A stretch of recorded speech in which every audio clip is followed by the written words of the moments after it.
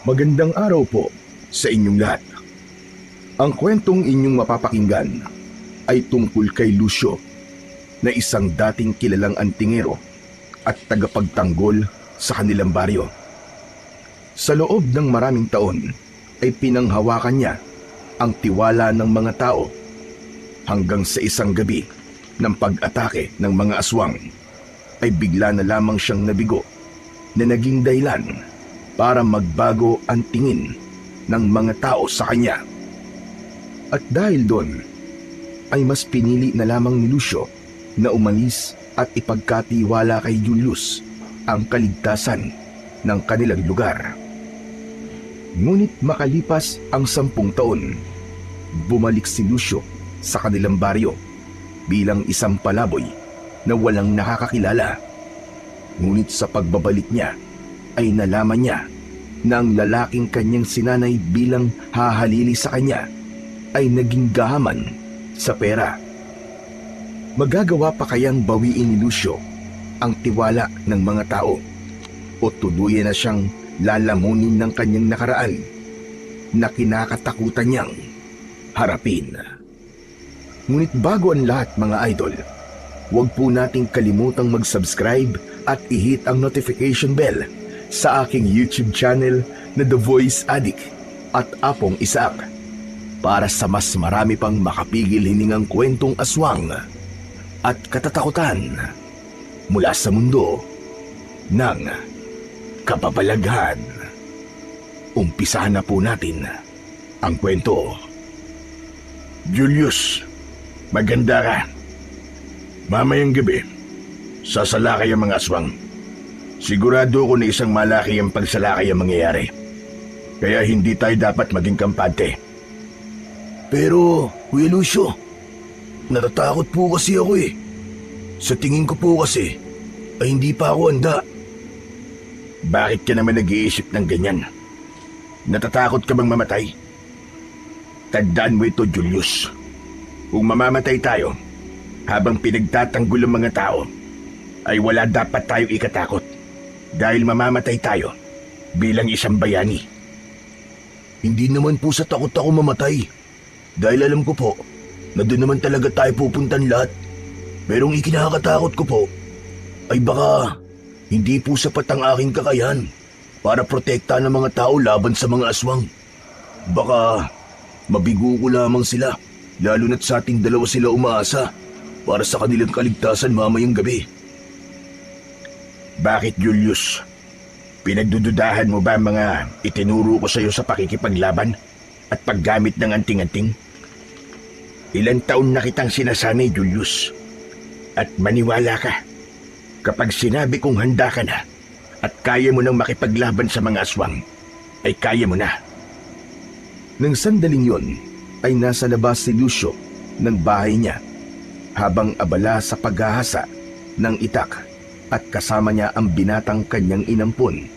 Ilang taon na ang nakakaraan na ang pangalan ay Julius. Halos 2 taon na ang nakararaan nang makita ni Lucio ang lalaki na palaboy-laboy sa kanilang baryo.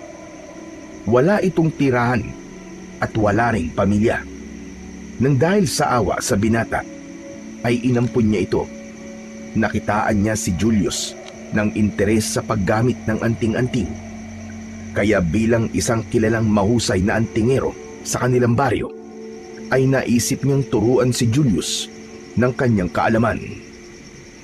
At dahil may panakanakang pag-atake ng mga aswang na nagaganap sa lugar na yon, ay tinuruan din niya itong makipaglaban.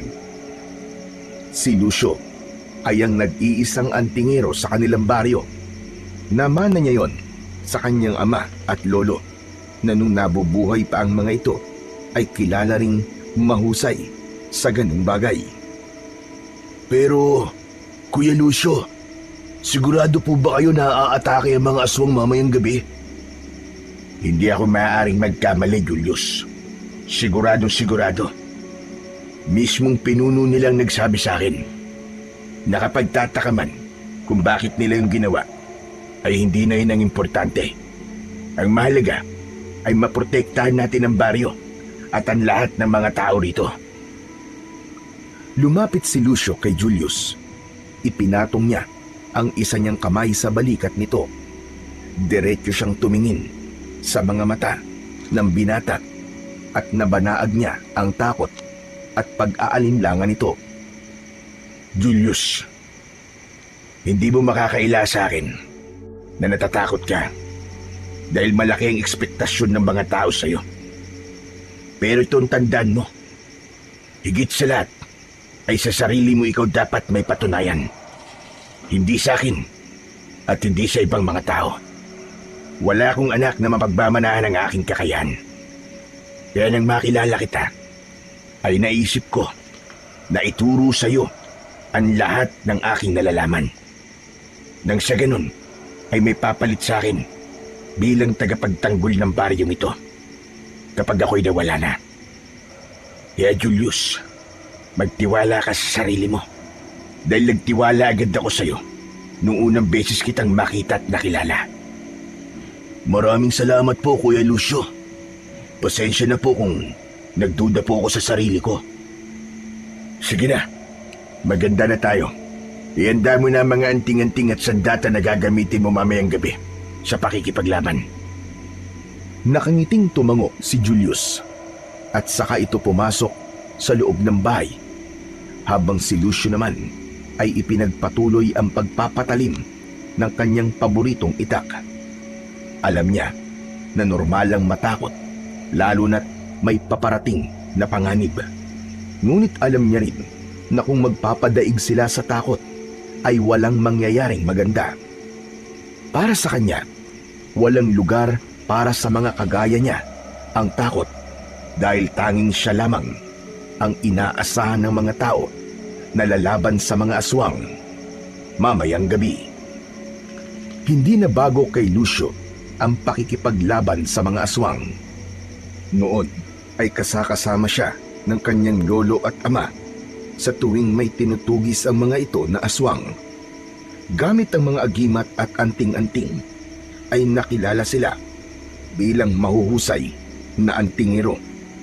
Ginamit nila ang kanilang kakayahan upang protektahan ng mga tao hindi lang sa kanilang baryo kundi maging sa iba pang lugar. Sa sobrang delikado ni Lucio ay tila nakalimutan na niya ang sarili. Hindi na siya nagkaroon ng oras para sa pag-ibig. Kaya kahit ang pag-aasawa ay hindi na niya nagawa. Iniisip din niya na kung magkakaroon siya ng asawa at anak ay magiging kahinaan lang niya ang mga ito. Maaari kasing gamitin ng kanyang mga kalaban ang mga mahal niya sa buhay para madali siyang magapi. Kaya naman, nang dumating si Julius sa buhay ni Lucio, nakita niya na ito ang perpektong tagapagbana ng kanyang kakayahan at kaalaman. Pagsapit ng gabi, ay naging mas puspusan ang paghahanda ni na Lucio at Julius. Dinasalan ni Lucio ang pinakamalakas niyang anting-anting upang mas maging epektibo yon. Matapos niya yung dasalan, ay ipinatong muna niya yon sa maliit na altar na nasa sala. Hindi po ba yan ang paborito niyo pong agimat? Tama ka, Julius. Ibinigay pa sa akin yan ng lolo ko bago siya bawian ng buhay. Yan ang nagbibigay sa akin ng kakaibang lakas at bilis. May proteksyon ding binibigay yan laban sa mga pangkaraniwang aswang. Pero lahat ng agimat ay meron ding kahinaan. Ano po ba ang kahinaan ng agimat na yan? Hindi yan maaaring mabasa. Kapag nabasa ang agimat na yan, ay mawawala niya ng bisa at kailangan ko ulit yan dasalan. Kung ganun hindi niyo pala yan magagamit kapag umuulan. Tama ka, Julius. Pero sigurado naman ako na hindi uulan ngayong gabi. Kaya maaari ko yan gamitin. Oo nga pala. Nadasalan mo na ba yung mga anting-anting mo? Opo, handang-handa na po ako kung sakaling umatake na ang mga aswang. Mabuti naman kung ganun. Mamaya ilalabas na tayo. Kakaiba na ang hangin. Mabigat na. Nararamdaman ko na anumang sandali ay magsisimula ng umatake ang mga aswang. Matapos yun, ay kinuha na nila ang kanika nilang itak na bagong hasa. Lumabas muna si Lucio upang mas mapakiramdaman niya ang paligid. Pumikit siya at dinama niya ang hangin. Maalinsangan yun at may naaamoy siyang hindi maganda.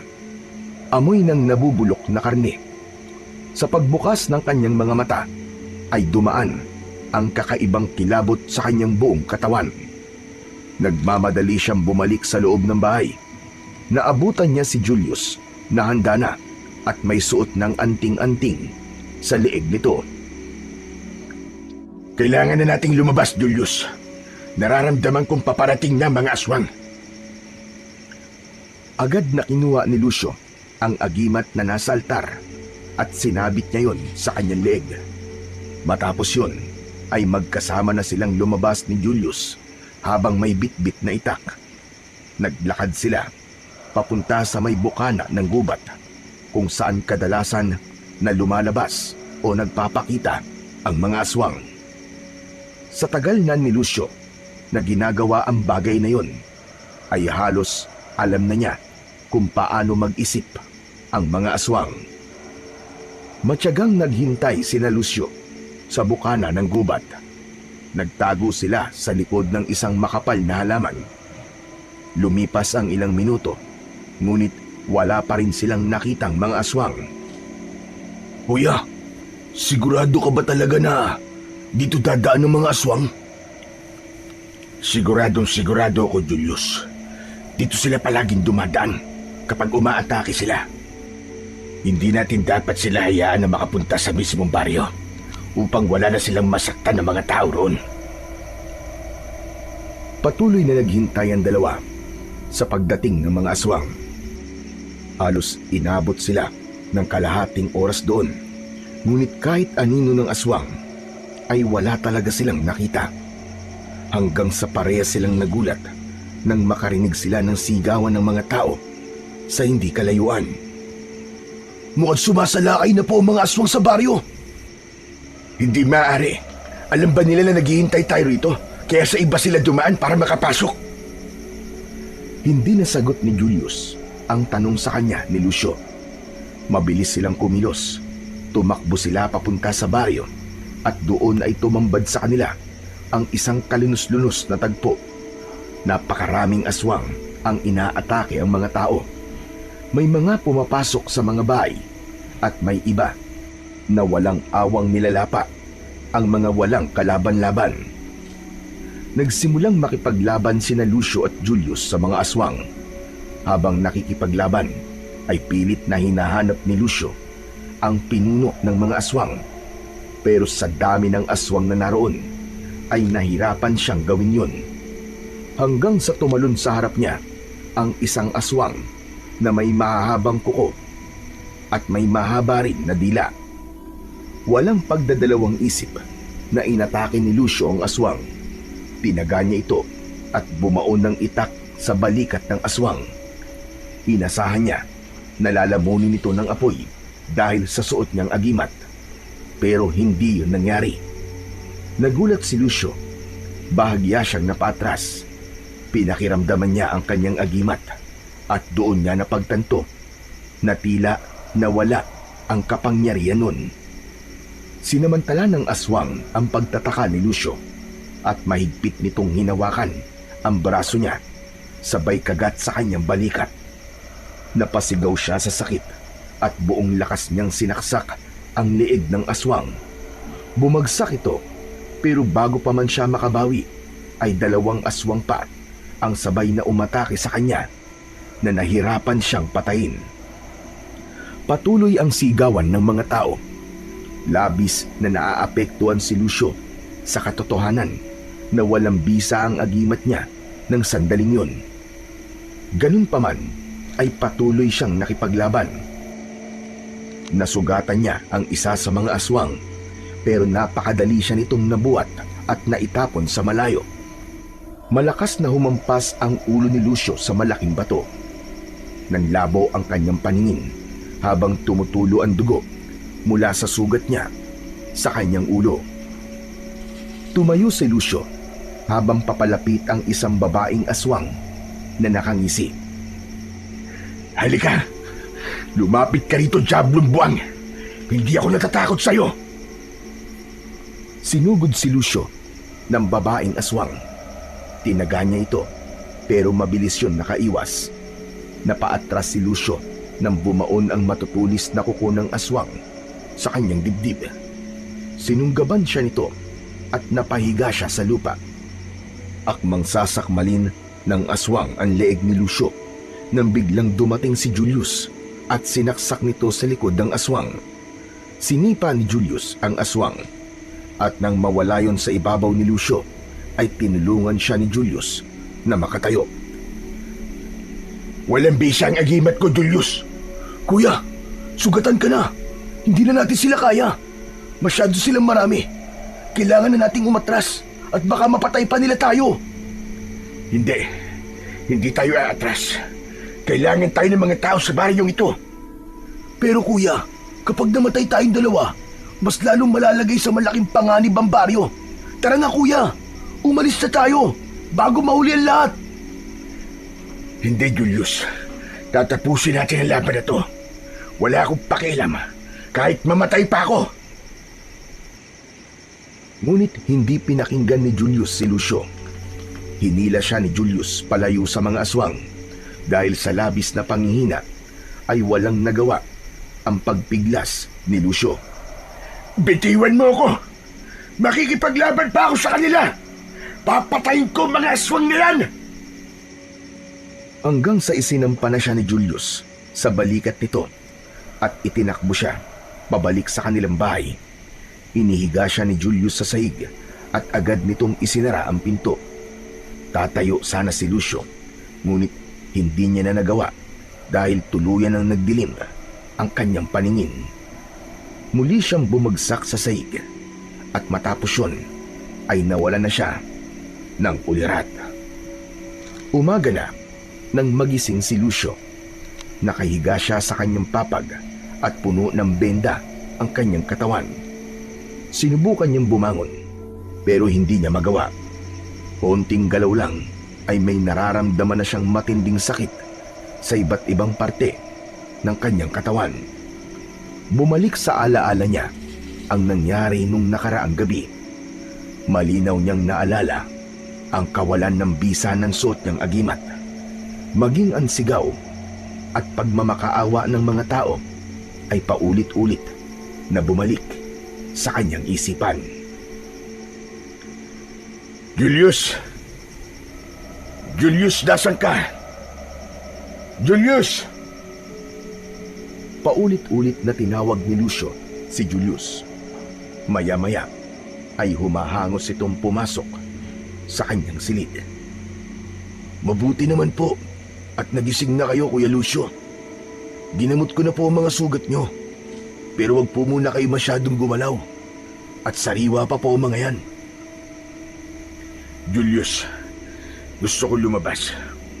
Gusto ko makita ang kalagayan ng mga tao.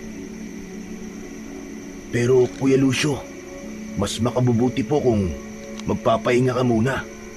Magpagaling ka na muna. Tumahimik ka. Tulungan mo akong tumayo rito. Kailangan ko malaman kung anong nangyari sa mga tao.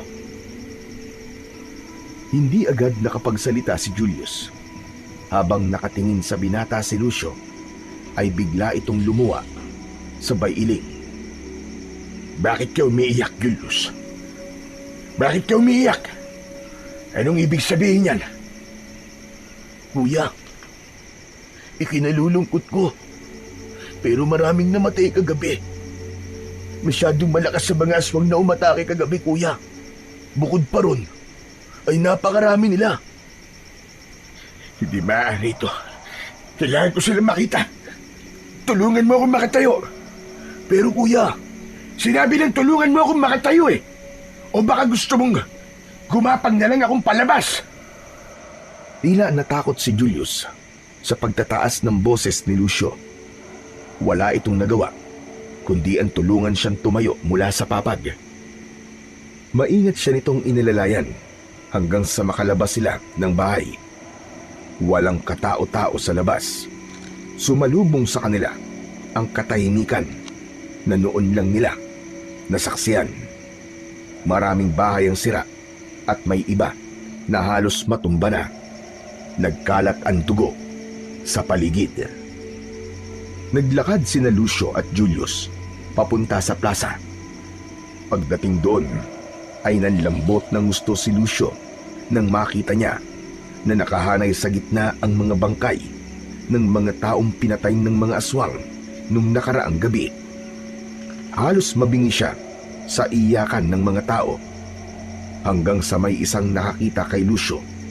Itinuro siya nito sa ibang naroon at galit na lumapit ang mga tao sa kanila. Samot-saring masasakit na salita ang narinig ni Lucio mula sa mga tao. Siya ang sinisisi ng mga ito kung bakit marami ang namatay kagabi. May nagsabi pa na nangako noon si Lucio sa lahat na poprotektahan niya ang mga ito sa mga aswang, pero binigo niya ang mga ito. Napatda si Lucio. Hindi siya makapagsalita.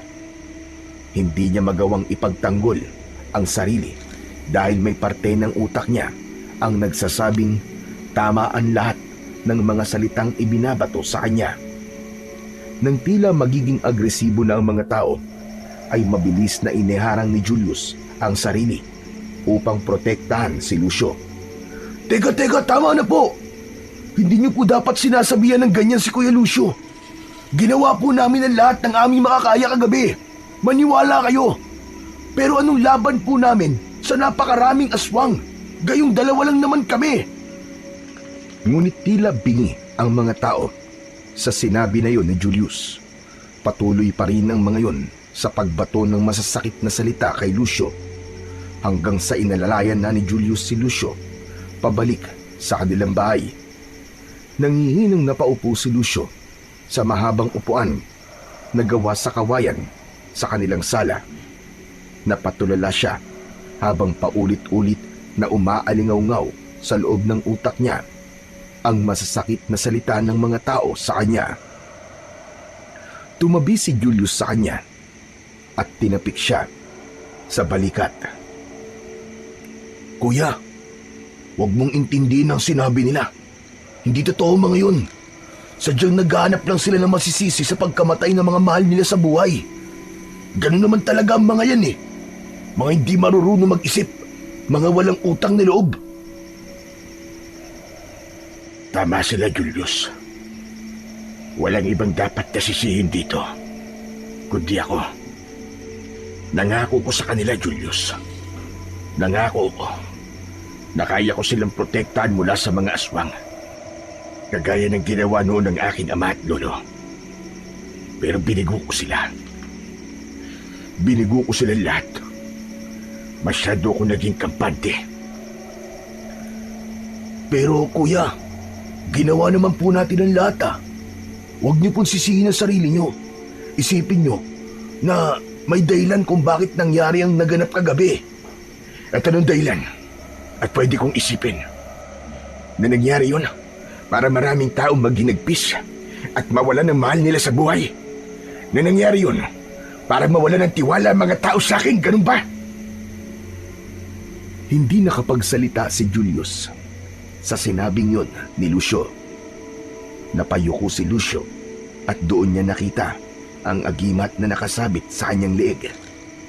Marahas niya yung hiniklas. Naputol ang tali nun at sa kanya yon malakas na ibinato sa kung saan. Ang agimat na yan na may kasalanan ng lahat. Kung kailan ko siya higit na kailangan, ay saka naman siya nawalan ng bisa. Walang kwenta! Dahil sa naiiyak na, ay tumayo na si Lucio at nagkulong sa kanyang kwarto. Doon siya tahimik na umiyak. Ngunit ang mga luhang yon ay hindi dahil sa natalo siya ng mga aswang, kundi dahil sa mga namatay na tao. Hindi niya alam kung paanong nawalan ng bisa ang agimat, pero alam niya na kailanman ay hindi niya na kayang ibalik pa ang tiwala ng mga tao sa kanya. Mabilis na nagbago ang tingin ng mga tao kay Lucio. Mula sa dating hinahangaan na antingero ay kinasusuklaman na siya ng marami. Kung dati ay binabati siya ng mga tao sa tuwing dumaraan, ngayon ay mabilis nang isinasarado ng mga ito ang mga bintana at pinto kapag nakikita siya. Wala nang lumalapit upang humingi ng tulong o payo sa kanya. Kahit ang mga dating kaibigan niya ay umiwas na rin sa kanya. Tahimik siyang nilampasan ng mga tao sa plaza at tila naging multo siya sa lugar na yon. Araw-araw ay binabalikan ni Lucio ang gabi ng pag-atake. Hindi niya matanggap na sa oras na pinakakailangan siya ng baryo ay saka naman siya nabigo. Paulit-ulit na bumalik sa isipan niya ang sandaling nawalan ng bisa ang kanyang agimat. Inisip niyang baka may mali siyang ginawa o baka hindi na siya karapat-dapat magsuot nito. Ramdam niya ang bigat sa dibdib tuwing naiisip ang mga nasugatan at namatay. Hindi sapat ang kahit na anong paliwanag ni Julius upang mapawi ang konsensya niyang unti-unting sumisira sa kanya.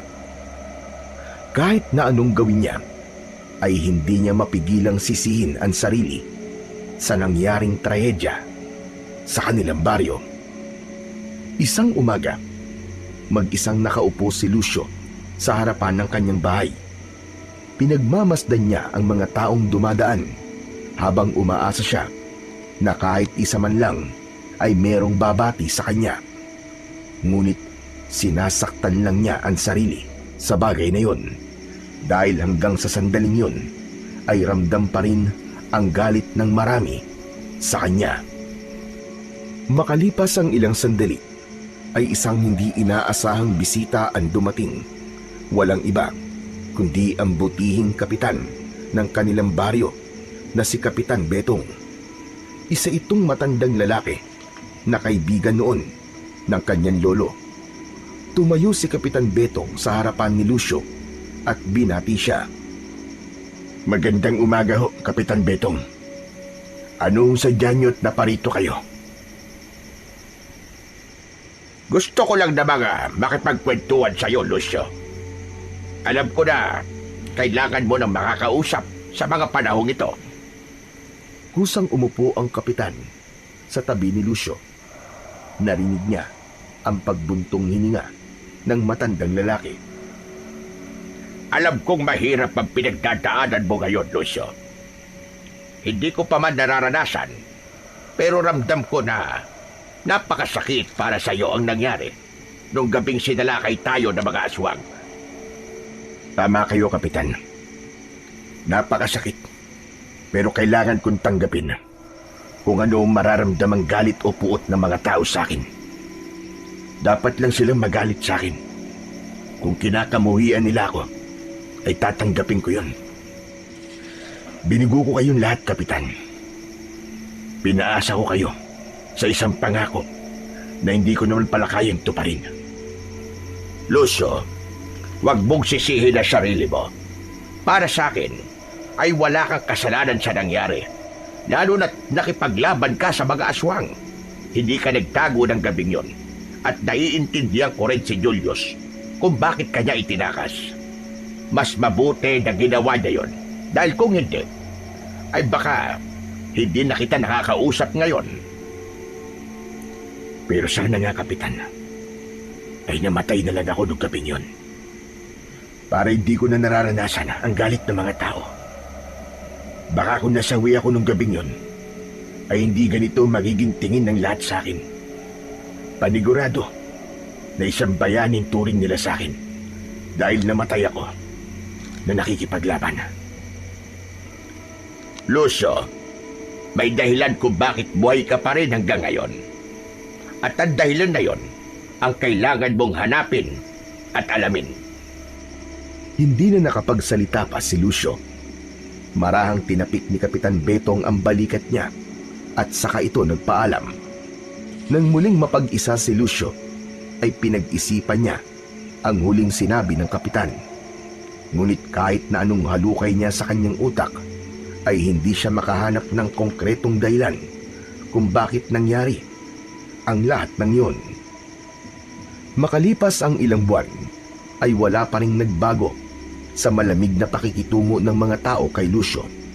Pakiramdam niya ay araw-araw siyang pinaparusahan at pabigat ng pabigat ang kanyang nararamdaman.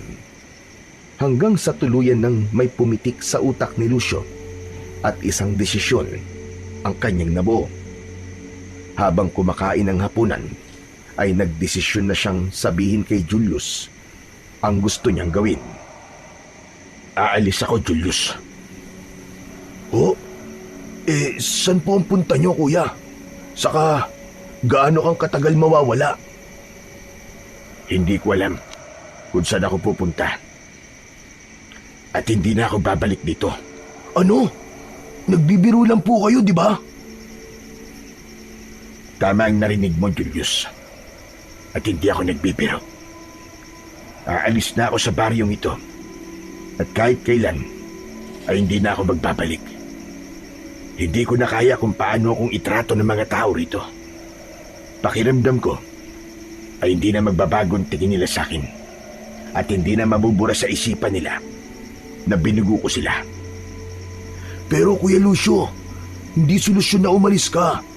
Bigyan mo pa ng panahon ng mga tao at sigurado ko na babalik din sa dati ang lahat. Alam kong hindi na mangyayari ang bagay na yan. At alam ko na hindi na ako kailangan ng mga tao rito. Mariing umiling si Julius. Naluluwa nitong ibinaba ang kubyertos at diretsyong tumingin kay Lucio.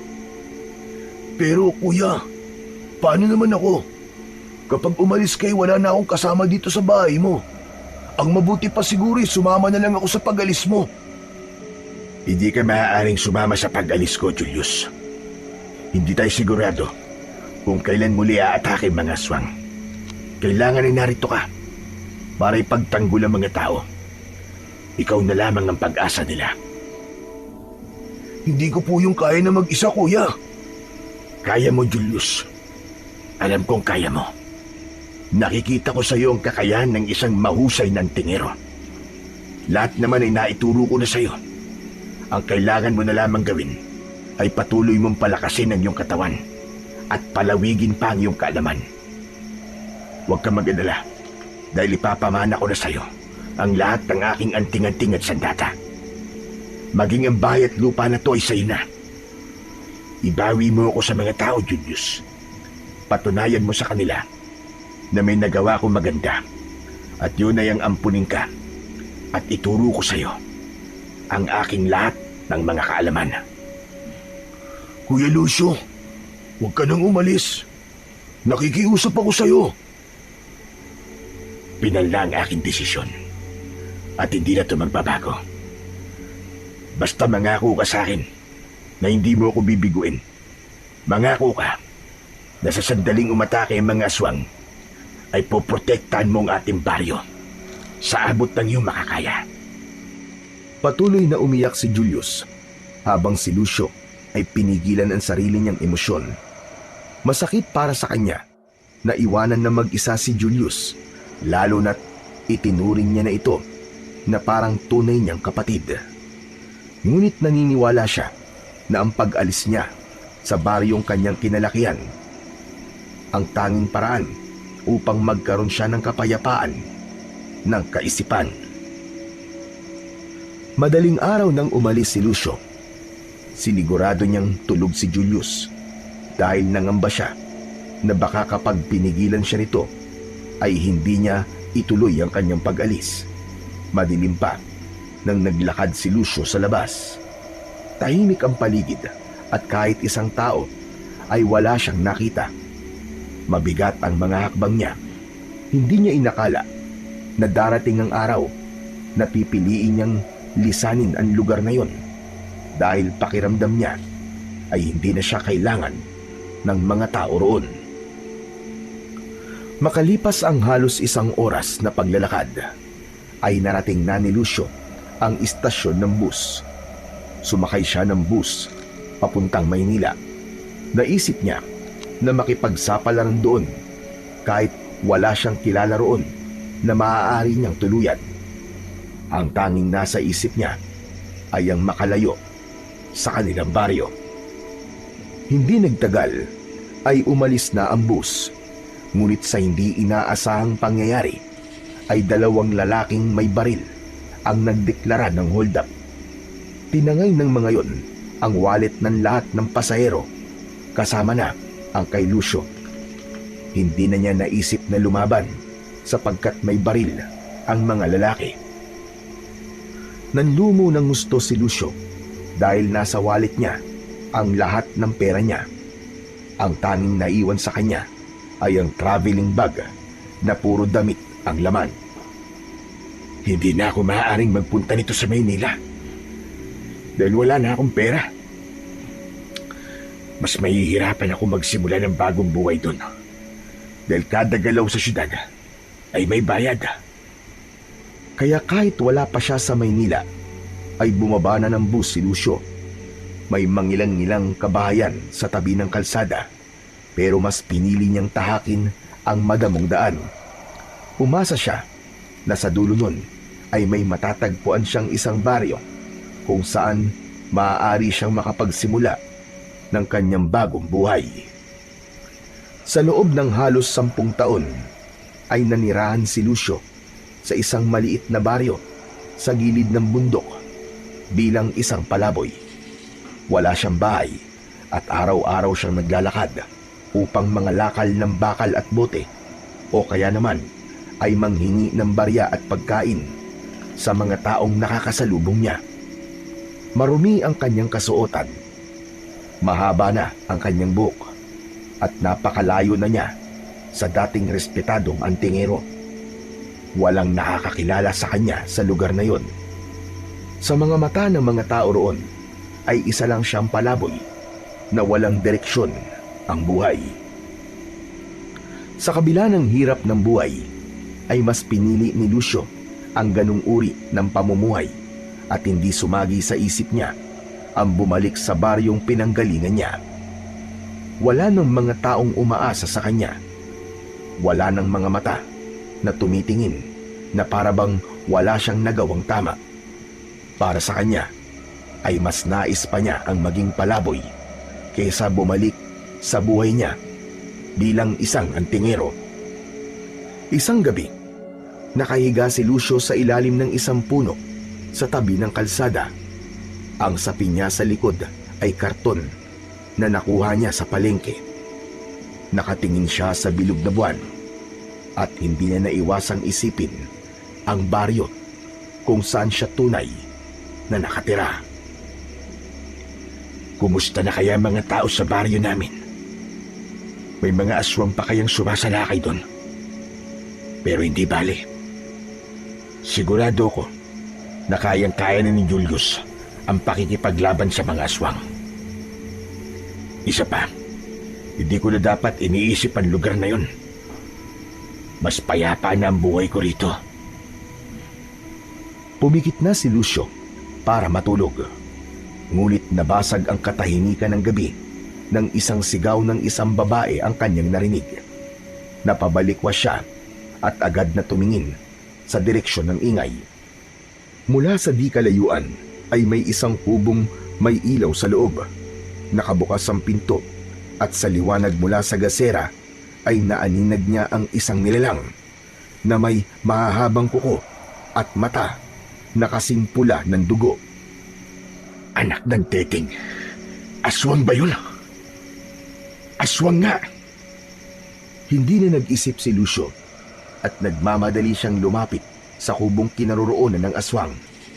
Mabilis na pumasok ang aswang sa kubo at mas lalong lumakas ang sigaw ng babae. Sa tabi ng kubo ay may isang itak na nakasandal sa dingding. Agad yun na kinuha ni Lucio at huminga siya ng malalim. Nanginginig ang kamay niya, hindi sa takot, kundi dahil sa kasabikan na muling makipaglaban sa isang aswang. Agad na pumasok si Lucio sa kubo at doon ay nakita niya ang aswang na nasa harapan ng isang babaeng buntis habang nakayakap ito sa asawa nito. Hoy! Diablong buwang! Ako ang harapin mo! Lumingon ang aswang at ngumisi ito. Kumilos ito ng mabilis at isang iglap ay nasa harap na ito ni Lucio. Hinila ni Lucio ang aswang palabas ng kubo at agad niya itong inatake. Tinaga niya sa braso ang aswang. Kakalmutin sana siya nito pero mabilis siyang nakaiwas. Kahit matagal nang hindi nakikipaglaban, ay hindi pa rin nawala kay Lucio ang husay niya sa ganung larangan. Nang masaksak niya sa tiyan ng aswang, ay malakas itong sumigaw. Mabilis na umakyat ang aswang sa bubong ng kubo at tumalon sa kabilang bahagi ng bahay. Sinundan niya ito roon, pero mabilis yung tumakbo papalayo na para bang takot na takot sa kanya. Hoy! Bumalik ka rito! Hindi pa ako tapos sa'yo, hinayupak ka! Habol ni Lucio ang kanyang paghinga. Hindi siya makapaniwala na nagawa niyang itaboy ang isang aswang kahit wala siyang gamit na anting-anting. Naglakad siya pabalik sa harapan ng bahay. Natigilan siya nang makita ang mag-asawa na nakatayo sa pintuan. Ibinalik ni Lucio ang itak kung saan niya yon kinuha. Tumalikod siya at nagsimulang maglakad palayo. Sandali lang, Ginoo, huwag ka munang umalis. Maraming salamat sa pagliligtas mo sa buhay namin mag-asawa. Kung di ka dumating baka kung ano na nangyari sa amin. Walang anuman yun. Masaya ako na nakatulong ako sa inyo. Teka, hindi ba ikaw yung palaboy? Baka gusto mong pumasok muna para makakain ka. Ang totoo ay ayaw ni Lucio na may makilala sa lugar na yon. Ayaw niyang magkaroon ng kaibigan dahil inisip niya na mas magiging payapa ang buhay niya kung mag-isa lang siya. Ngunit hindi niya kayang tanggihan ang alok na pagkain ng lalaki. Umaga pa, nang huli siyang nakakain. Kumakalam na ang sikmura niya, kaya humarap siya sa mag-asawa. Ano bang ulam niyo? May ginatan lang ka at pritong galunggong pa kami. Halika. Pumasok ka. Abay, paborito ko yun. Sige, hindi ko na yan tatanggihan. Pumasok si Lucio sa bahay ng mag-asawa. Nagpakilala ang lalaki bilang si Danny at ang asawa naman itong buntis ay si Melissa. Ipinaalam na rin ni Lucio sa dalawa ang kanyang pangalan. Ipinaghain siya ni Melissa. Matapos niyang maghugas ng kamay, ay agad niyang nilantakan ang pagkain na nasa lamesa. Ilulubos-lubusin ko na ho. Pwede niyo ho ba akong ipagtimpla ng kape? Sige. Melissa, magtimpla ka nga ng kape. Agad na tumalima si Melissa. Habang nagtitimpla ito ng kape, ay naupo si Danny sa upuan na nasa tapat ni Lucio. Tumingin si Danny sa kanya habang kumakain siya na nakakamay. Maya-maya ay inilapag na ni Melissa ang isang baso ng mainit na kape sa tabi ng pinggan ni Lucio. Naiilang ako kapag pinapanood ako habang kumakain. Pasensya ka na. Sige, kumain ka lang dyan. Hindi lang kasi ako makapaniwala na may taglay kang husay sa pakikipaglaban sa aswang. Yung galaw mo kanina, masyadong kalkulado at parang nagsanay kang talaga. Tanong lang, isa ka bang manunugis na nagpapanggap na palaboy? Ako? Nagpapanggap na palaboy? Nagkakamali ka. Halos 10 taon na akong palaboy sa lugar na ito. Sa tingin mo ba, kung hindi talaga ako palaboy, ay magtitiis ako ng ganong katagal? Siguro naman matagal mo na akong nakikita rito sa baryo nyo. Oo. Matagal ka na ngang narito. Ang totoo madalas na ang misis ko ang nagbibigay sa iyo ng pagkain kapag nakikita ka niya.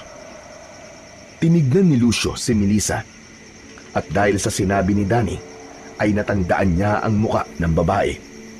Kaya naisip niya na dapat lang na tinulungan niya ang mag-asawa dahil mabubuting tao si Mang Dani at ang asawa nito. Nagpatuloy sa pagkain si Lucio. Nang matapos na siya, ay nagpaalam na siya sa mag-asawa.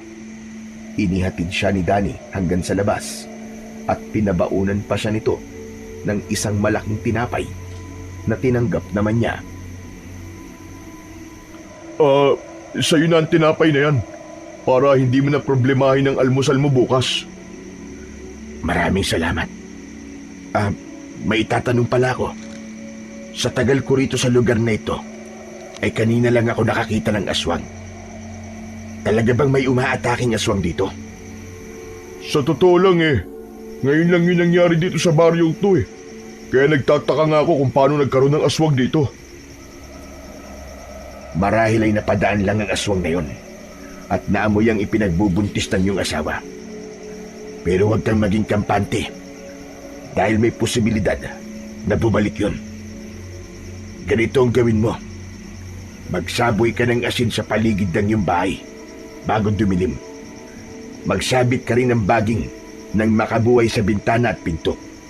Mas mainam kung magkakaroon kayo ng buntot ng pagi dahil takot doon ng mga aswang. Sige, gagawin ko ang lahat ng mga sinabi mo, Lucio. Pero nakakabilib ka talaga. Napakarami mong alam kung paano labanan ng mga aswang. Alam mo, nagdududa talaga ako sa'yo Baka nga isa kang manunugis o isang antingero. Mahinang pagtawa lang ang isinagot ni Lucio kay Dani. Matapos yun ay tumalikod na siya at bumalik sa ilalim ng puno kung saan siya matutulog. Payapa siyang nahiga at pumikit, ngunit hindi siya dinalaw ng antok. Paulit-ulit niyang naalala ang pakikipaglaban sa aswang na kanyang ginawa kanina. Pakiramdam niya ay nabuhay muli ang apoy sa kanyang puso na matagal nang naupos. Muli niyang naisip ang baryong kanyang pinanggalingan at nagkaroon siya ng pagnanais na malaman kung ano na ang nangyayari roon. Kinabukasan ng umaga, habang naglalakad si Lucio at nangangalakal, ay nakasalubong niya si Dani na galing sa palengke. Lucio! Oh, kumusta ka na? Nagtanghalian ka na ba? Ang totoo hindi pa. Naghahanap nga ako ng pambili ko ng pagkain. Mabuti pa, ay saluhan mo na lang kami ni Melissa sa pananghalian. Magluluto ng sinigang na baboy ang asawa ko. Hindi ko tatanggihan yan. Tara. Sumama si Lucio kay Dani at pagkarating nila sa bahay nito ay sinalubong siya ng matamis na ngiti ni Melissa. Habang abala si Melissa sa pagluluto, ay nag-uusap naman sina Lucio at Dani sa labas ng bahay. Hindi pa rin naaalis sa isip ni Lucio ang kagustuhan niyang bumisita sa baryo na pinanggalingan niya. Kaya nang magkaroon siya ng pagkakataon na humingi ng tulong kay Dani para makauwi, ay hindi niya na yon pinalampas. Oo nga pala, Lucio. Hindi ba't dayo ka lang dito sa lugar namin? Saan ka pala nakatira? May pamilya ka pa ba? Malay mo, matulungan kitang makauwi sa inyo. Tutulungan mo akong makauwi? Oo naman. Napakaliit na bagay lang yan kumpara sa ginawa mong kabayanihan kagabi. Sa dami ng tao rito, ay ikaw lang ang tumulong sa amin ni Melissa. Huwag lang sanang sa ibang bansa ka nakatira ha, kasi wala kaming budget na pambili ng tiket para makasakay ka ng eroplano. Ipinaalam ni Lucio ang pangalan ng baryo kung saan siya nakatira. Oh, hindi naman pala ganun kalayo ang baryong pinanggalingan mo Sa pagkakaalam ko, ay 5 hanggang 6 na oras lang ang biyahe papunta ron mula rito. Gusto mo bang umuwi na roon? Gusto sana. Pero, bisita lang. May mga tao lang akong gustong makita ron. Kung ganun, sige. Bibigyan ka namin ni Melissa ng pera para sa pamasahe mo. Seryoso ka ba, Danny? Gagawin mo talaga yan? Oo. Bakit ba parang hindi ka makapaniwala? Hindi ko lang akalain na may mga tao pa palang tutulong sa akin sa kalagayan ko ngayon. Ano ka ba naman, Lucio? Utang namin ni Melissa sa iyo ang buhay namin. Kaya maraming salamat talaga. Ang totoo ay hindi lang kami ang iniligtas mo, kundi maging ang buhay ng anak namin. Natahimik si Lucio sa sinabing yun ni Danny. Nais niyang maiyak ng sandaling yun, pero pinigilan niya ang pagpatak ng kanyang mga luha. Hindi siya makapaniwala na isang beses lamang niyang tinulungan si Danny at Melissa. Pero kung magpasalamat sa kanya ang mga ito, ay ganun na lamang. Naikumpara niya yon sa mga tao sa lugar niya, kung saan ilang beses na siyang nakipaglaban sa mga aswang upang protekta ng mga ito, pero kahit isang simpleng pasasalamat ay wala siyang natanggap. Ngunit sa kabila nun, alam ni Lucio na hindi pa rin niya kayang tiisin ang baryo kung saan siya hinubog bilang isang mahusay na antingero. Nang sumunod na araw, ay inihatid si Lucio ni Danny sa labas ng baryo. Bitbit ni Lucio ang isang plastic bag na naglalaman ng ilang pirasong damit. Pagdating nila roon, ay inabutan pa siya ni Danny ng 3,000 piso. Napamaang naman si Lucio. Sa dulo ba ng Pilipinas ang pupuntahan ko? Sobra naman to sa pamasahe ko pa uwi, Danny. Si Melissa nagsabi na pasobrahan namin ang ibibigay namin pamasahe sa iyo para may panggastos ka rin kahit papano. Danny, maraming salamat sa inyo ni Melissa. Malaking bagay na ito para sa akin. Walang anuman yun, Lucio. Maraming salamat din sa iyo. Oh, ayan na pala eh. May paparating ng bus. Sumakay ka na dyan. Mag-iingat ka. At kapag may oras ka, ay dalawin mo ulit kami, ha? Sige, Danny. Hindi ko kayo makakalimutan. Habang tinatahak ng bus ang daan pabalik sa baryo ni Lucio, ay hindi niya maiwasang makaramdam ng kaba. Humiling siya na sana ay payapa na ang lugar nila at wala ng aswang na sumasalakay doon. Makalipas ang ilang oras, ay narating na rin sa wakas ni Lucio ang baryong matagal na niyang tinalikuran. Wala halos nagbago sa itsura ng lugar. Naroon pa rin ang mga lumang bahay na gawa sa kahoy at pawid, ang maliit na palengke sa bukana at ang simbahan na minsang naging tagpuan ng mga tao tuwing may panganib. Ngunit sa kabila ng pamilyar na tanawin, ay naramdaman ni Lucio ang malamig na pagbabago. Walang masyadong tao sa kalsada kahit maliwanag pa. Ang mga tindahan ay sarado. Ang mga bahay ay tila mas piniling manatiling nakapinid. Habang naglalakad si Lucio, walang isa man ang tumingin o lumapit sa kanya. Wala ring nakapansin na minsan na siyang naging tagapagtanggol ng lugar na yon. Mahaba na ang kanyang buhok at balbas, at ang kanyang mga damit ay marumi at punit-punit. Alam niya na sa paningin ng mga tao ay isa lang siyang pagala-galang palaboy na hindi karapat-dapat pansinin. Ngunit sa ilalim ng katahimikan ng baryo ay hindi mapakali si Lucio. Hindi yun ang uri ng katahimikan dahil sa kapayapaan, kundi katahimikang tila may nagtatagong panganib. Tumindig ang balahibo niya habang sinusuyod ng mata ang paligid, at sa loob niya ay alam niyang may hindi magandang nangyayari sa baryo nila. Nang dahil sa nasa paligid ang atensyon ni Lucio, ay hindi niya napansin ang isang lalaki na nasa unahan niya. Aksidente niya itong nabangga, at sa lakas ng pagkakabangga niya ay napaatras siya at natumba. Ano ka ba? Hindi ka ba tumitingin sa dinadaanan mo? Dumikit ka pa talaga sa akin. Ang dumi-dumi mo at ang baho mo.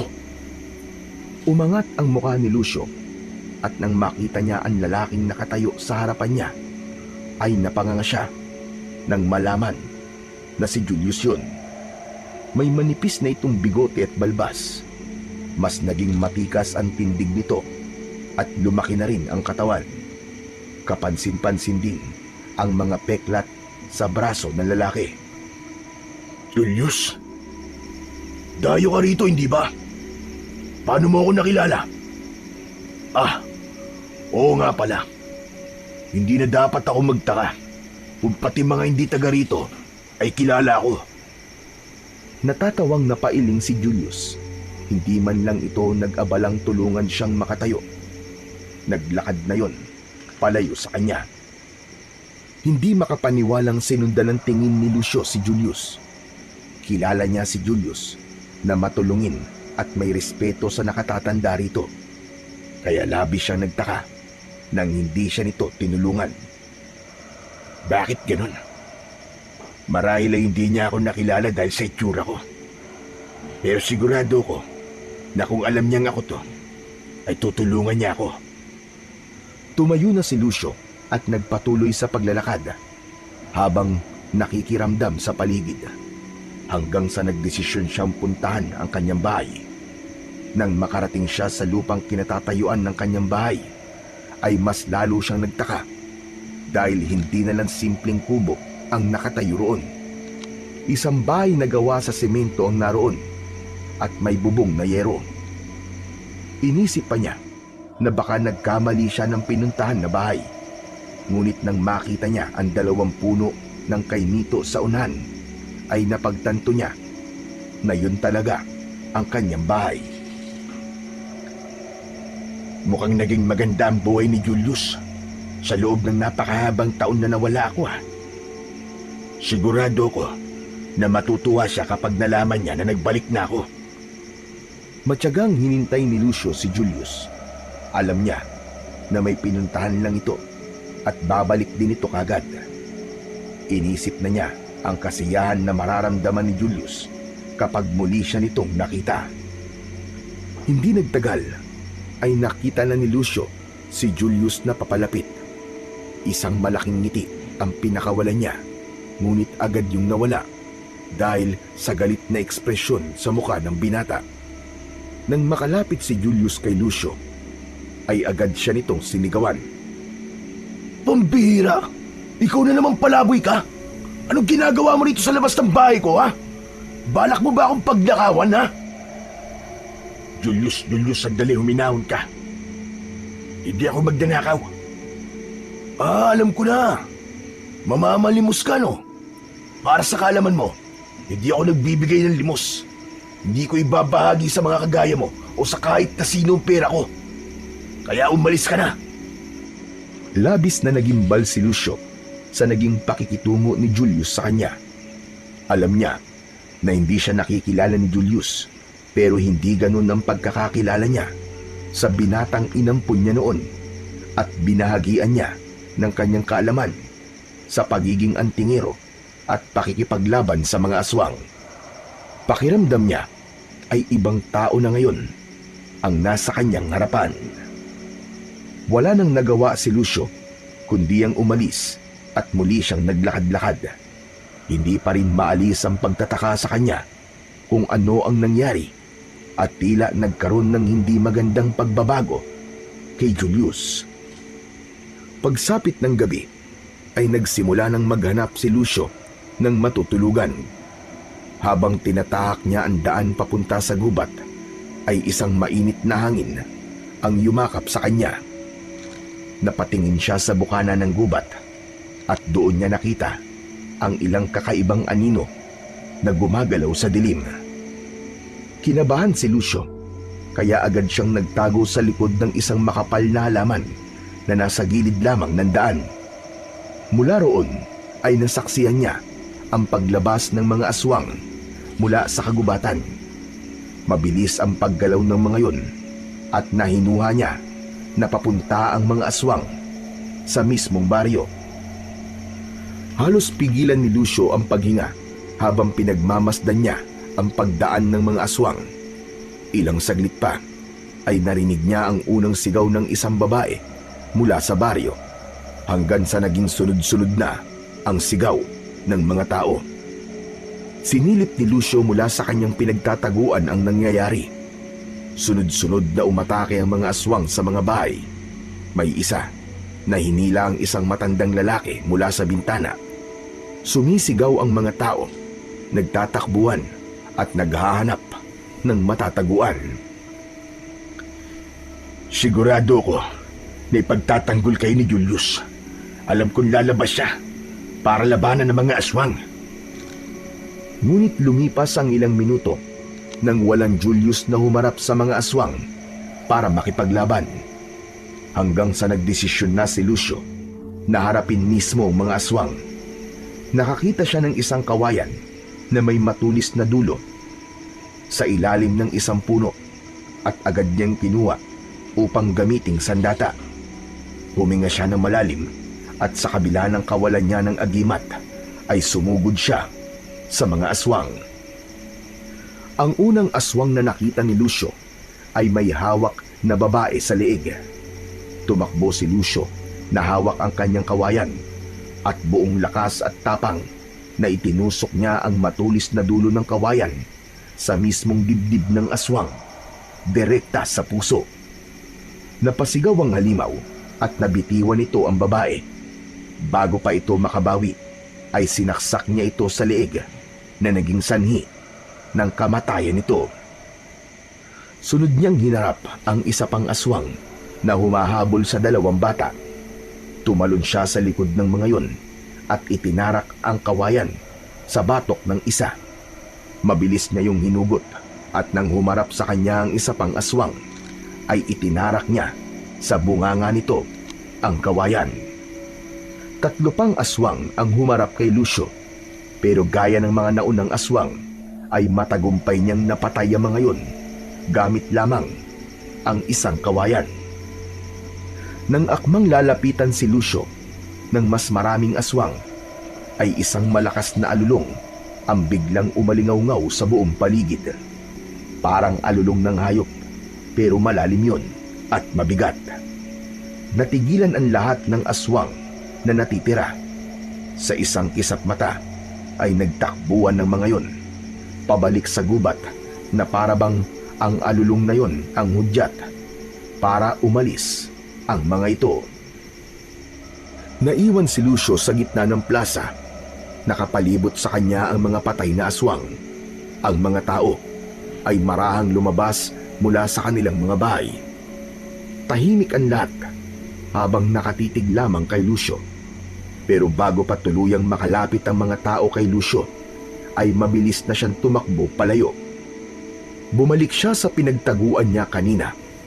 Kinabahan siya na baka kapag nilapitan siya ng mga tao, ay makilala siya ng mga yon. Ramdam niya kasi na hindi pa rin nakakalimutan ng mga yon ang kapalpakan na nagawa niya noon. Dahil sanay nang matulog sa kahit saan, ay nagawa pa ring makatulog ni Lucio sa likod ng makapal na halaman kahit wala siyang sapin sa likod. Nagising siya nang dahil sa matinding sikat ng araw na tumatama na sa kanyang muka. Bumangon siya at naglakad papunta sa panaderya upang bumili ng pagkain. Nasa bulsa niya ang perang natira na ibinigay pa sa kanya ni Danny at Melissa. Habang naglalakad ay nahulog si Lucio sa isang malalim na pag-iisip. Bakit kaya hindi nagpakita kagabi si Julius? Nangako siya sa akin na ipagpapatuloy niya ang pakikipaglaban sa mga aswang. Hindi kaya tinalikuran niya na ang pagiging antingero? Hindi. Sigurado akong hindi niya yung gagawin. Sigurado ako na may malalim na dahilan si Julius kung bakit hindi siya nakipaglaban sa mga aswang kagabi. Nang makarating si Lucio sa panaderya, ay bumili siya ng 5 piraso ng pandesal. Nakakita siya ng poso at doon na lang siya uminom nang maubos niya ang mga tinapay. Habang umiinom, ay isang lalaki ang lumapit sa kanya. Labis siyang nagulat nang malaman na si Kapitan Betong yon. Kapitan Betong? Buhay ka pa rin? Aba, eka, nakapagtataka na kilala mo ko. At bakit mo naman iniisip na patay na ako, Aber? Inakala mo bang napatay ako ng mga aswang kagabi? Sa sinabing yun ni Kapitan Betong, ay napagtanto ni Lucio na maging ito ay hindi rin siya nakikilala. Ang totoo ay talagang hinahanap kita.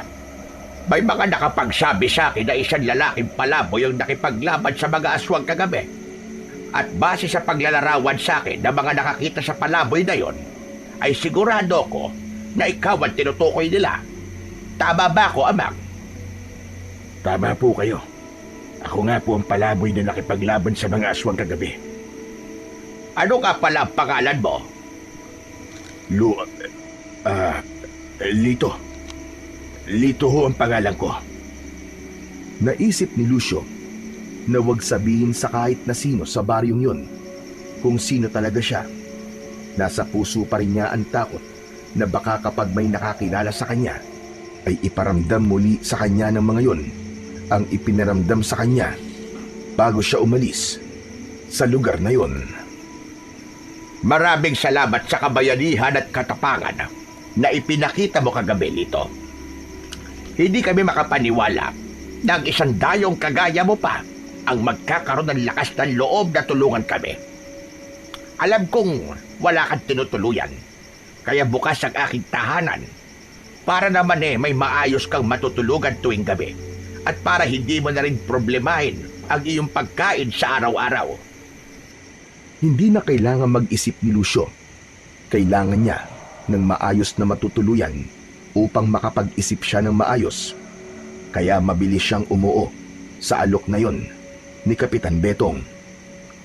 Matapos ang maikling pag-uusap, ay isinama na ni Kapitan Betong si Lucio sa simple nitong tirahan. Sinabi ng kapitan na dahil iisa lamang ang kwarto sa bahay nito, ay sa sala na lamang matutulog si Lucio. Ipinaghain din siya nito ng matinong almusal. At habang kumakain si Lucio, ay nagpatuloy ang kanilang pag-uusap.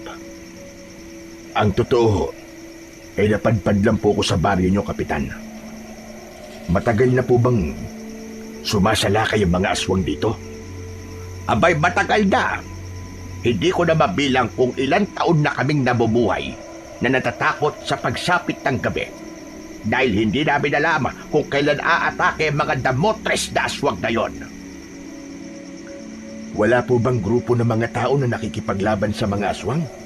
Para ipagtanggol po mga taong walang kakayang makipaglaban? Sa kasamaang palad ay wala. Pero may isa kaming mahusay na antingero dito. At may kakayahan din siyang makipaglaban sa mga aswang. Si Julius. Siya ang nag-iisang sinanay ng dating antingero at manunugis namin dito. Natigilan si Lucio nang marinig niya ang pangalan ni Julius. Kung ganun meron naman pala kayong antingero rito. Bakit hindi ko siya nakitang nakipaglaban sa mga aswang kagabi? Dahil hindi kami nakapagbigay ng bayad sa kanya para sa buwan na ito. Ano kanyo? Bayad? Anong bayad? Para saan? Bayad para ipagtanggol niya kami sa mga aswang. Simula kasi nang umalis ang antingero na nagturo sa kanya, ay siya na ang pumalit dito. Nung una ay hindi nagpapabayad si Julius. Pero matapos ang ilang matagumpay na pakikipaglaban niya sa mga aswang, ay doon na siya nagsimulang maningil ng pera sa mga tao. Nag-aambagan kaming lahat para lang maibigay ang halaga ng pera na kailangan niya para protektahan niya kami laban sa mga aswang. Ngunit nitong mga nakaraang buwan ay hindi na kami makapagbigay sa kanya dahil sa halos wala na rin perang mga tao rito. Nakalulungkot nga dahil hindi siya kagaya ni Lucio, yung antingerong tinutukoy ko na nagturo kay Julius ng paggamit ng anting-anting at pakikipaglaban sa mga aswang. Sigurado ko na kung malalaman lang ni Lucio ang ginagawa ni Julius, ay labis siyang magagalit. Pero bakit naman kailangan maningil ni Julius? Ang totoo ay walang problema sa amin kung maningil siya. Lalo na't alam naming lahat na wala naman siyang trabaho. Pero sana ay kinonsidera niya ang pamumuhay dito ng mga tao at hindi niya nilakihan ang perang hinihingi niya sa amin kada buwan. Hindi napigilan ni Lucio ang mapailing sa mga nalaman niya sa kanilang kapitan. Doon na niya napagtanto na kaya pala nag-iba na ang ugali ni Julius ay dahil sa nagpalamon na ito sa kapangyarihan ng salapi. Hindi niya ito tinuruan na maging mapanlamang sa kapwa. Noong siya pa ang antingero sa baryo na yon, ay hindi siya naniningil ng pera kahit kailan.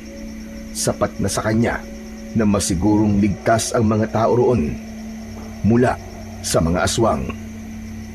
Simula noon ay sa bahay na ni Kapitan Betong nanirahan si Lucio.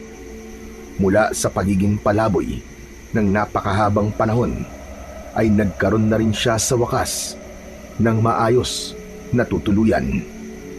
Hinimok siya ni Kapitan Betong na magpagupit ng buhok at ng bigote't balbas, ngunit maigpit siyang tumanggi dahil may posibilidad na makikilala siya ng kapitan kapag ginawa niya yon.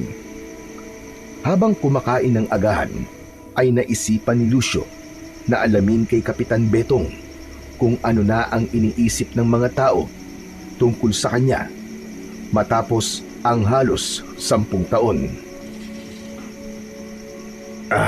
Kapitan, yung bang sinabi mong Lucio na nagturo kay Julius ng pagiging antingero, nasa na siya ngayon? Walang nakakaalam kung nasan siya ngayon. At sabi lang ni Julius sa amin, ay pagod na si Lucio na makipaglaban sa mga aswang. Sabi rin daw ni Lucio bago ito umalis na walang utang na loob ang mga tao dito. Kaya mas mabuting mamatay na kaming lahat sa kamay ng mga aswang. Napatiin bagang si Lucio. Sa parting yun ay nalaman niya na nagsinungaling si Julius sa mga tao upang mas lalong magalit ang mga ito sa kanya. Pero hindi ako naniniwala na yun ang dahilan ni Lucio kaya siya umalis dito. Bata pa lang si Lucio ay kilala ko na siya dahil magkaibigan kami ng lolo niya. Hindi ganong klaseng tao si Lucio at hindi siya nagsasalita ng ganon.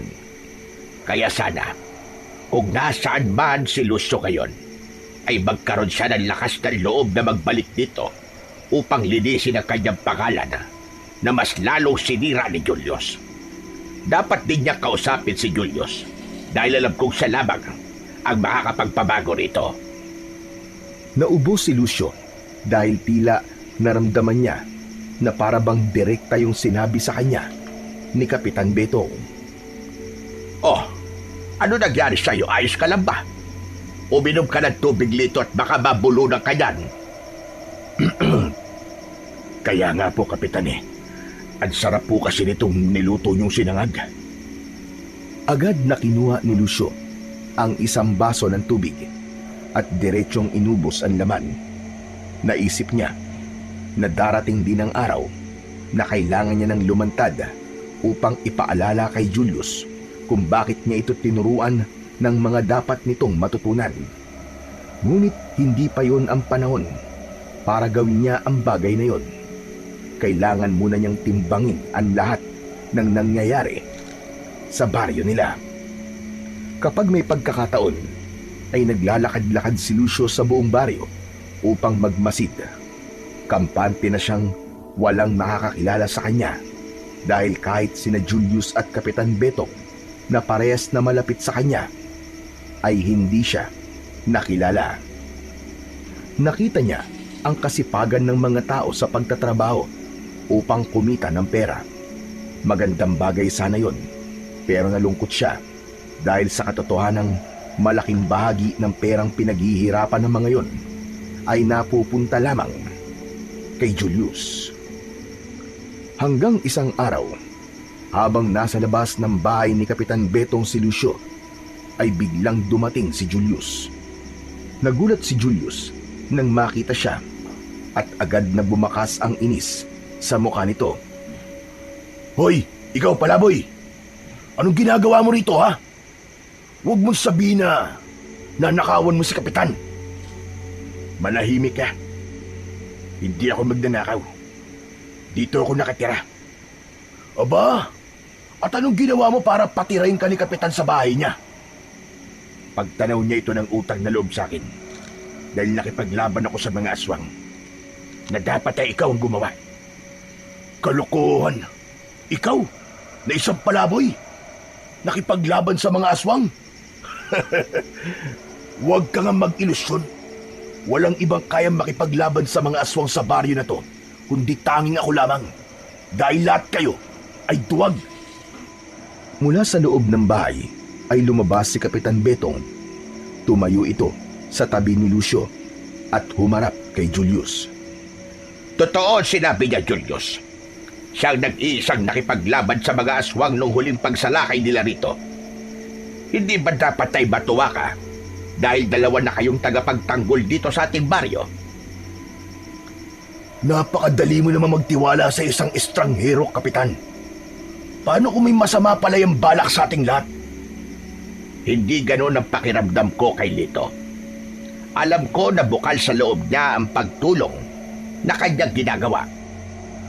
Ngunit sigurado ako na hindi siya kasing galing ko. Marami akong anting-anting at agimat. Kumpara sa isang yan, ay mas marami akong gamit na epektibong armas laban sa mga aswang. Pero Julius, wala namang nakikipagkumpetensya sa'yo. Kahit ako, ay walang balak na ipakita sa mga tao kung sino mas magaling sa ating dalawa. Gusto ko lang ipaalam sa inyo kung sino ako sa baryo na to. Ganun ba? Pero bakit parang may takot akong nakikita sa mga mata mo? Ano ka mo? Takot? At bakit ako matatakot, Taber? At kanino? Huwag mong sabihin sa'yo. Takot na magkaroon ng bagong tagapagtanggol ang baryong ito. Takot ka na kapag nangyari yun, ay mapalitan ka at hindi ka na kailanganin ng mga tao rito. Takot ka na mawala na mapagkakakitaan. Tila umurong ang dila ni Julius sa sinabing yon ni Lucio. Hindi man ito ipinakita, ay naramdaman ni Lucio na tinamaan ito sa kanyang sinabi. Biglang hinawakan ni Julius ang kwelyo ng damit ni Lucio at matiim siya nitong tinignan sa kanyang mga mata. Sino ka para katakutan ko, ha? Isang beses ka palang nakipaglaban sa mga aswang kumpara sa ilang taon na ginagawa ko ang bagay na yan. Julius, tama na yan. Inalis ni Kapitan Betong ang pagkakahawak ni Julius kay Lucio. Matalim na tumingin si Julius kay Kapitan. Yung bayad niyo sa akin para sa buwan na to. Kung gusto niyo makipaglaban ako sa mga aswang, ay ibigay niyo na sa akin ng pera, Kapitan. Matapos yung sabihin ni Julius, ay walang paalam itong umalis. Hindi pa rin makapaniwala si Lucio na si Julius ang binatang nakausap niya kanina. Napakalayo na nito sa dating Julius na may mabuting puso. Nakita niya na tuluyan na itong nilamon ng kasakiman dahil sa pera. Mabuti naman, at may naglakas na ng loob para sabihin ang mga bagay na yun kay Julius. Minsan maganda na rin na may nagpapaalala sa kanya kung paano ang maging mapagkumbaba. Pero Kapitan, sa nakikita ko, walang epekto mga sinabi ko sa kanya. Oo nga pala, Lito, may tanong ko lang. Paano ka bang natutong makipaglaban sa mga aswang? Isa ka rin bang antigero o kaya isang manunugis? Hindi, Kapitan. Kahit ako ay nagulat sa ipinakita ko ng gabing yun. Marahil dahil sa bugso ng damdamin at kagustuhan ko na mailigtas sa mga tao, kaya ako yung nagawa. Alam mo, may naalala tuloy akong tao sa'yo. Sinong taong yun, Kapitan? Si Lucio, yung sinabi ko sa iyong antingero na nagsanay noon kay Julius. Sana talaga ay bumalik na siya rito. Sigurado ko na magkakasundo kayong dalawa kapag nagkakilala kayo. Hindi na lang nagsalita si Lucio dahil sa pangambang baka umamin siya kay Kapitan Betong nang wala sa oras. Nagpaalam siya rito na maglalakad-lakad muna siya. Habang naglalakad ay hindi naiwasan ni Lucio ang mabahala sa ugaling meron si Julius ngayon. Para sa kanya ay hindi dapat nito ginagamit ang mga kaalaman na itinuro niya rito upang manlamang sa kapwa.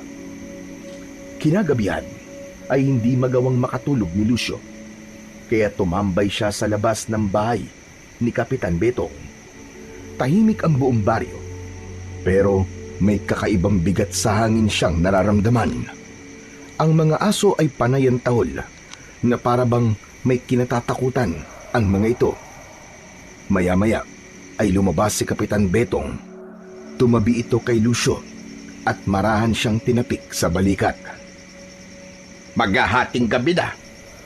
Bakit hindi ka pa natutulog, Lito? Hindi pa ako inaantok, Kapitan. Kanina pa akong balisa. Pakiramdam ko ay may hindi magandang mangyayari ngayong gabi. Bago pa man makapagsalita si Kapitan Betong, ay nakarinig na sila ng sigawan ng mga tao. Parehas silang nabahala dahil iisa lang ang naisip nilang dahilan noon. Ang mga aswang, sumasalakay na naman sila, Lito. Huwag kang mag-alala, Kapitan. Ako ang haharap sa kanila. Mabilis na pumasok si Kapitan Betong sa bahay nito.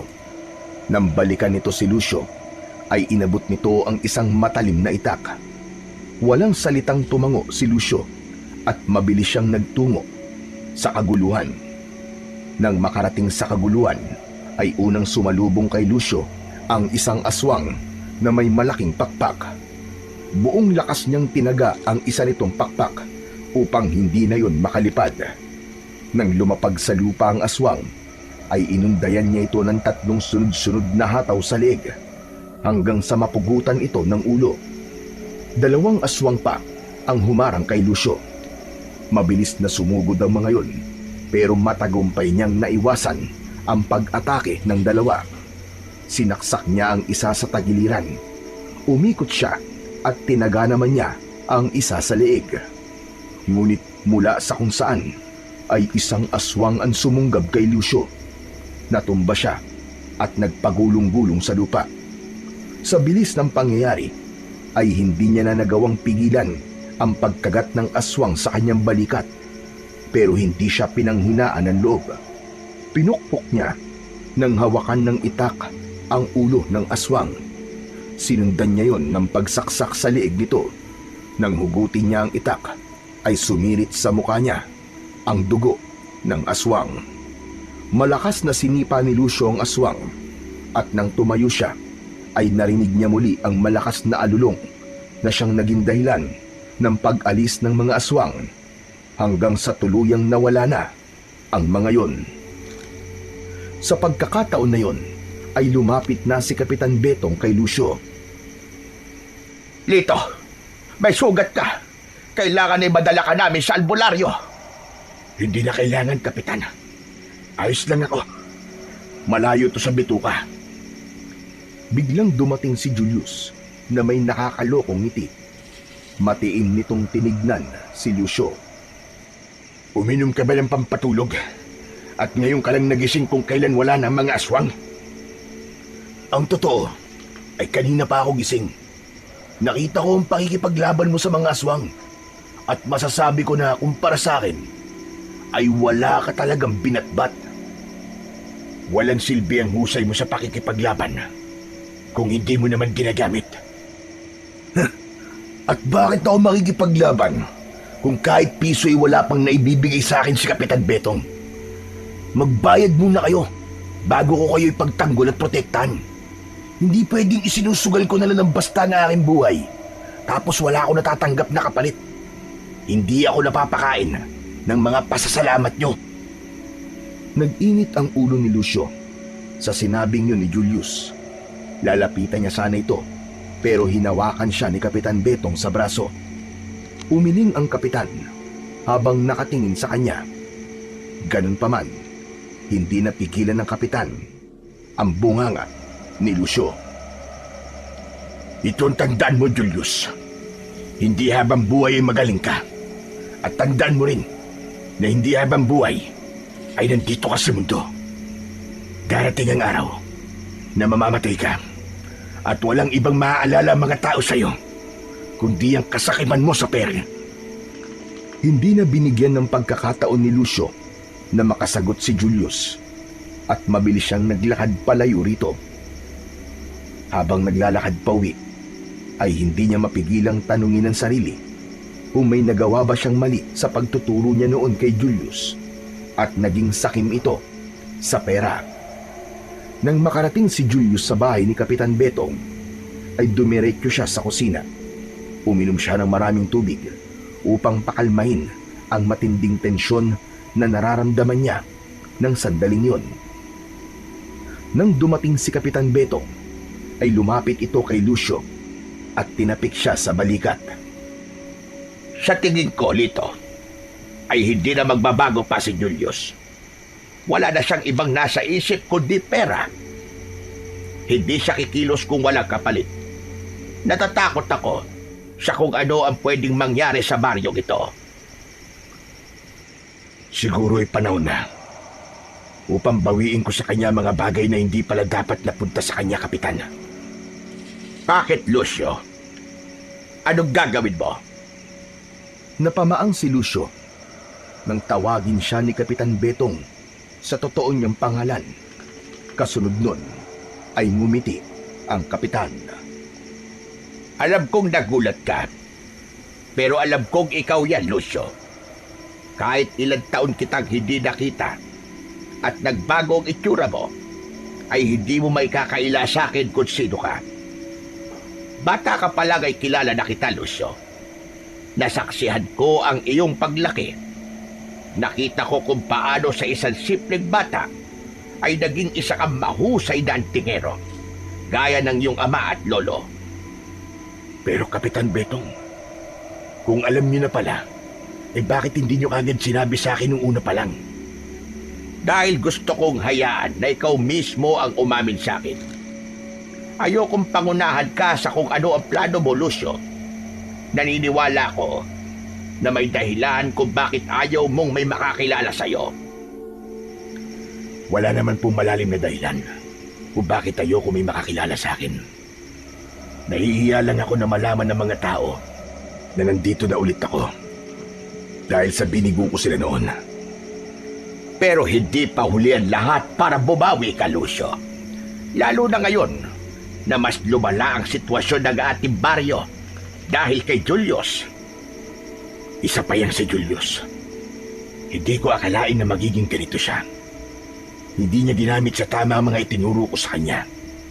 Kaya oras na para kunin ko sa kanya ang mga bagay na dapat ay sa akin. Anong binabalak mo, Lucio? Tutal, hindi naman niya nagagamit ang tama mga anting-anting ko. Ay kukunin ko na mga yon sa kanya. Babalik na ako sa pagiging antingero ko, Kapitan. Labis na natuwa si Kapitan Betong sa sinabing yun ni Lucio.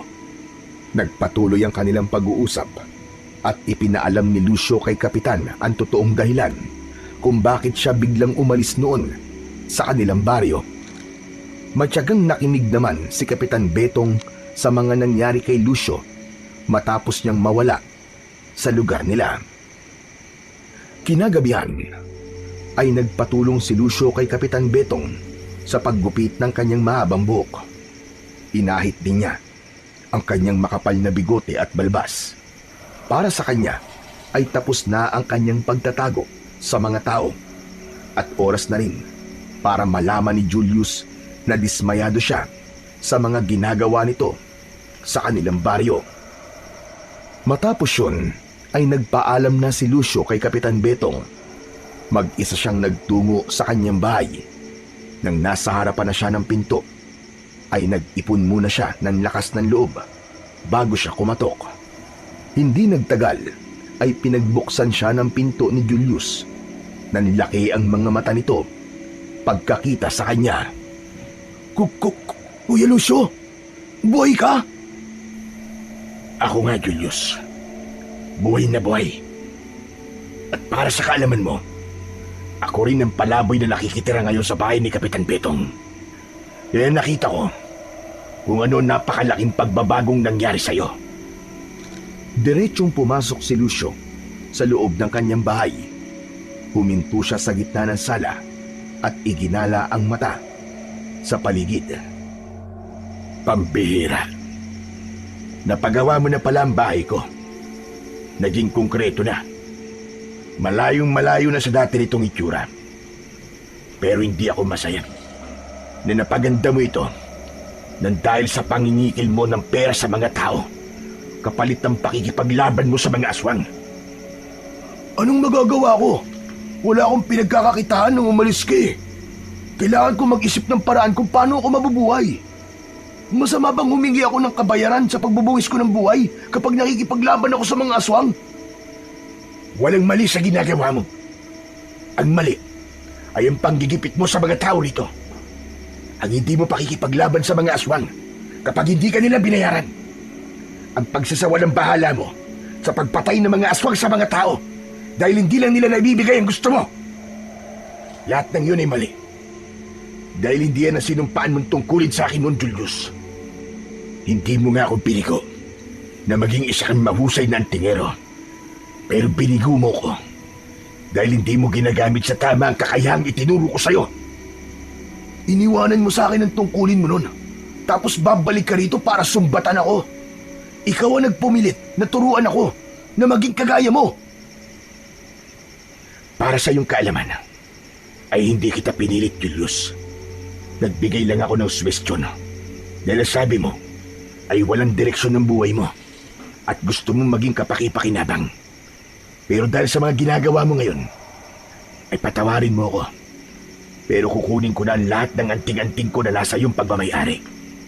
At ang gusto ko, ay umalis ka na rito sa pamamahay ko. Sandaling natahimik si Julius. Marahan itong naglakad palapit kay Lucio at matiin siyang tinignan sa mga mata. Walang problema. Aalis ako sa bahay mo ngayon din. Pero itong tandaan mo, hindi pa ako tapos sa'yo, Lucio. Sisiguraduhin kong pagsisisihan mong bumalik ka pa rito. Binabantaan mo ba ako, Julius? Hindi ako nagbabanta. Sinasabi ko lang kung ano ang mangyayari sa'yo.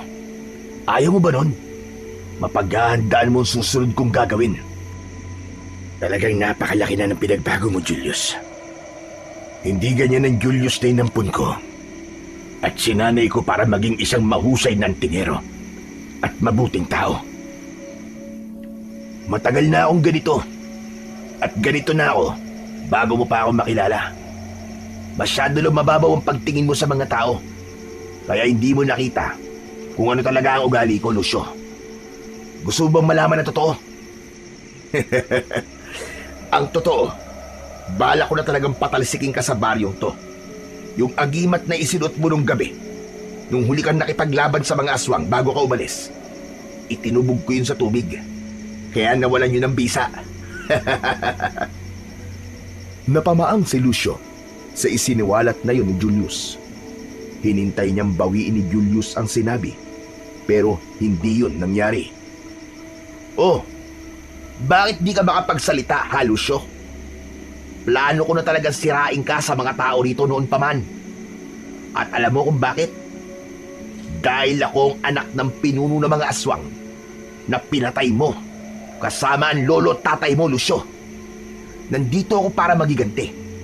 Ang mga pagsalaki ng mga aswang dito ay nangyayari dahil sa aking utos. Sumusunod sila sa akin dahil ako na ang kanilang pinuno. Hindi ka ba makapaniwala na nagawa kitang lokohin? At itong ginagawa kong paniningil sa mga tao ay ginagawa ko upang patuloy na sirain ang pangalan mo. Upang isipin nila na ako ang produkto mo. Kung ganun, lahat ng ipinakita mo sa akin ay isang malaking pagpapanggap lamang. Tama ka. Kung alam mo lang kung gaano ako nasusuka sa tuwing nagpapakita ako ng paghanga sa'yo. Dahil ang totoo ay kinasusuklaman kita, Lucio.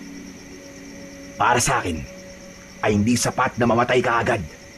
Ang dapat sa'yo ay habang buhay na magdusa at mabuhay sa kahihiyan. Pero bakit ko ba mapatatagalin? Total, nakuha ko na ang gusto ko. Nasira ko na ang pangalan mo. At kahit wala ka rito ng 10 taon, ay kinamumuhian ka pa rin ng mga tao rito. Marahil sapat na yun. At panahon na para sumunod ka na sa aking ama sa impyerno. Sa isang iglap ay mabilis na nag-anyong aswang si Julius sa mismong harapan ni Lucio. Bahagyang lumaki ang katawan nito at tinubuan pa ito ng makapal na itim na balahibo. Nagkaroon ito ng matutulis na ngipin at mga kuko. Ang mata nito ay naging pula na parang bola ng apoy. Mabilis na hinawakan ni Julius si Lucio at hinila siya nito palabas ng bahay. Malakas siya nitong ibinalibag sa lupa, ngunit agad din siyang tumayo. Wala kang laban sa akin, Lucio. Dahil sino ka ba kung wala kang armas sa tagimat? Wala akong pakialam kung mamamatay man ako ngayong gabi. Ang importante, hanggang sa huli, ay pinili ko pa rin na protekta ng baryong ito laban sa mga aswang na kagaya mo. Muling umatake si Julius at nagawa nitong sugatan sa dibdib si Lucio gamit ang matutulis nitong mga kuko. Matapos yun, ay malakas siya nitong itinulak, kaya tumilapon siya at humampas ang katawan niya sa lupa. Sa kabila ng sugat na natamo, ay hindi sumagi sa isipan ni Lucio ang pagsuko. Muli siyang tumayo kahit sugatan, ngunit agad siyang tinadyakan ni Julius sa sikmura, kaya muli siyang napaluhod. Hanggang sa hindi inaasahang pangyayari, ay biglang dumating si Kapitan Betong. Lucio! Saluin mo ang agimat mo! Nanlaki ang mga mata ni Lucio nang biglang ibinato sa kanya ni Kapitan Betong ang agimat na ginamit niya noong nakipaglaban siya sa mga aswang bago siya umalis sa baryo nila. Nalaglag sa harapan niya ang agimat na agad niyang kinuha at hindi na muna niya inisip kung paano yun napunta kay Kapitan Betong. Ikinulong niya sa kanyang mga palad ang agimat at mabilis na binigkas ang isang dasal upang magkaroon yun ng bisa. Matapos yun, ay agad siyang tumayo at hinarap si Julius. Sa paglapit ni Kapitan Betong kay Lucio, ay inabot nito sa kanya ang isang matalim na itak. Tapusin mo na ang huwad na antingerong yan, Lucio. Ipakita mo sa kanya kung sino ka talaga. At huwag kang mag-alala, dahil simula sa gabi ito, ay hindi ka na namin hahayaan na lumaban ng mag-isa. Labis na nagulat si Lucio nang sunod-sunod na dumating ang mga kalalakihan ng baryo. Lahat ay may dalang armas, gaya ng palakol, sibat at itak. Napangisi si Julius. Hindi man lang ito nagpakita ng kahit na konting takot. Sa tingin niyo ba ay masisindak niyo ako sa dami niyo?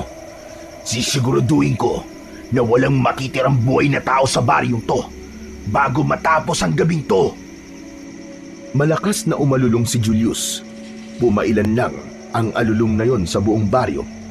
Ilang segundo lang ang lumipas, ay dumagsa na kagad doon ang mga alagad nitong aswang.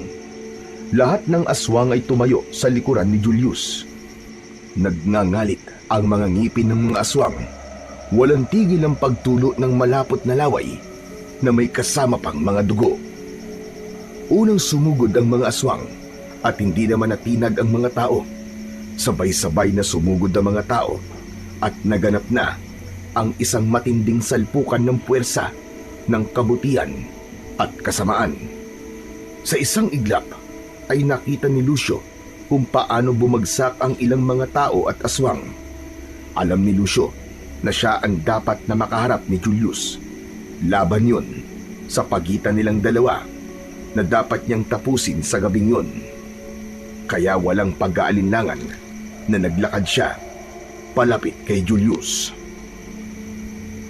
May oras ka pa para sumuko, Lucio. Huwag kang mag-alala. Dahil kung susuko ka, ay gagawin kong mabilis ang iyong kamatayan. Kilala mo ko. Wala sa pagkatao ko sumuko. Lalo na ngayon na nakita ko na ang totoo mong kulay. Galit na umangil si Julius bago ito sumugod. Mabilis ito at ramdam ni Lucio ang taglay nitong lakas. Tumalon si Julius at sinugod nito si Lucio mula sa itaas. Nagawang makaiwas ni Lucio. Lumuhod siya at ibinaon niya ang talim ng kanyang itak sa tagiliran ni Julius. Matapos yun ay umatras si Julius, ngunit hindi ito binigyan ni Lucio ng pagkakataon para makabawi. Hinabol niya si Julius at paulit-ulit niya itong tinaga at sinaksak. Pero kahit sugatan, ay umatake pa rin si Julius sa kanya.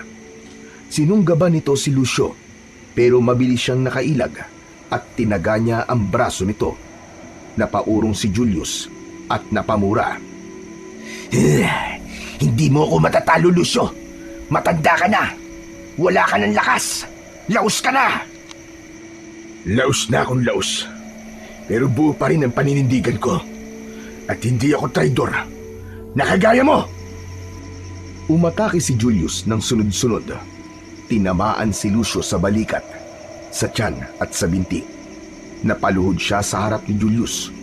Tumawa si Julius habang nakatayo sa harap niya. Ano? Tignan mo ang sarili mo. Hindi magtatagal ay magiging isa ka na lang alaala. Matiim na tinignan ni Lucio si Julius. Hinawakan niya ng maigpit ang kanyang agimat at humiling siya roon ng karagdagang lakas. Agad niyang naramdaman ang paggapang ng kakaibang enerhiya sa kanyang buong katawan. Tumayo siya kahit nanginginig ang katawan. Ikaw ang magiging alaala na lang at matatandaan ka ng mga tao bilang isang masamang alaala. Muling naglaban sina Lucio at Julius. Nang sandaling yun, ay ramdam ni Lucio na mas malakas at mas mabilis na siya. Umikot siya at tinaga si Julius sa tagiliran. Napasigaw ang aswang. Sinundan niya yon ng magkakasunod na taga sa balikat at sa dibdib ng aswang na tuluyang nagpahina kay Julius.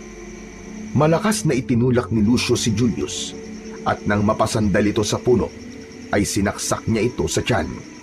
Nang hugutin niya ang itak, ay walang pagdadalawang isip na ginilitan niya sa leeg ang aswang na naging dahilan ng tuluyan nitong pagkasawi. Nasaksihan ng mga aswang ang pagkamatay ng pinuno ng mga ito. Dahil doon ay nagsimulang umatras ang mga natitirang aswang. At saan kayo pupunta, mga damuho kayo?